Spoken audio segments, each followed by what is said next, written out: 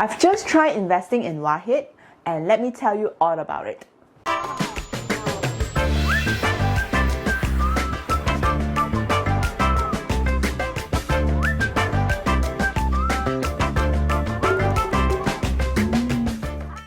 Welcome back to the Financial Fitness channel. My name is Ying, and our channel is all about money and self-development tips. So if you have not subscribed to our channel, please do remember to hit the subscribe button down below.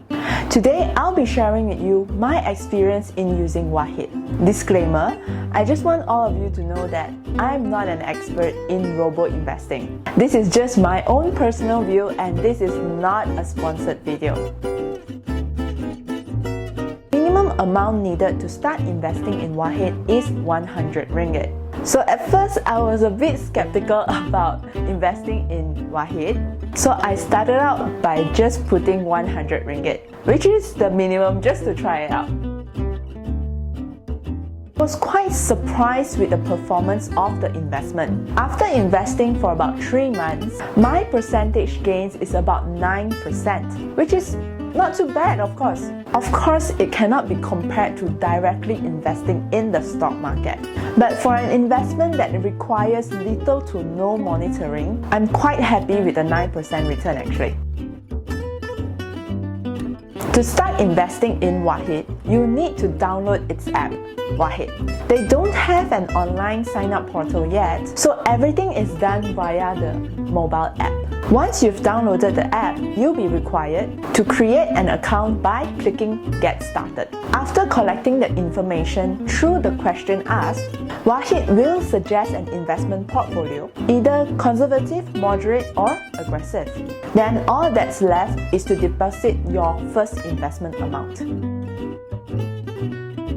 These were my initial concerns as well, because Robo investing is something new and it's something that I'm not familiar with. However, Robo investing has been in trend. So Wahid is actually an American-based halal investing company. So they've just started expanding to Malaysia in year 2019. So yes, in Malaysia-wise, they are fairly new. But after reading a few reviews and looking at the company's portfolio, so I just thought, let's just give it a try. Hence the initial amount at 100 ringgit. Because they only have mobile app access, sometimes I do prefer to look at my investment and finances over the laptop, where I can screen through a few windows at once. So maybe because Wahid is new, most of the features are quite simplified and maybe a little bit lacking. For example, some other robo-investing platform offers calculators in planning for future goals like retirement, education, and so on. But these features are not offered in Wahid.